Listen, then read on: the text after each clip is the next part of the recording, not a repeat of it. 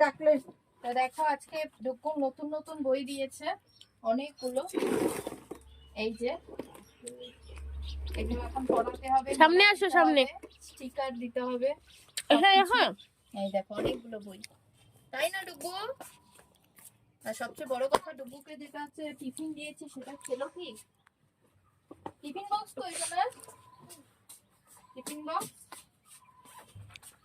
খেয়েছো? টিফিন হ্যাঁ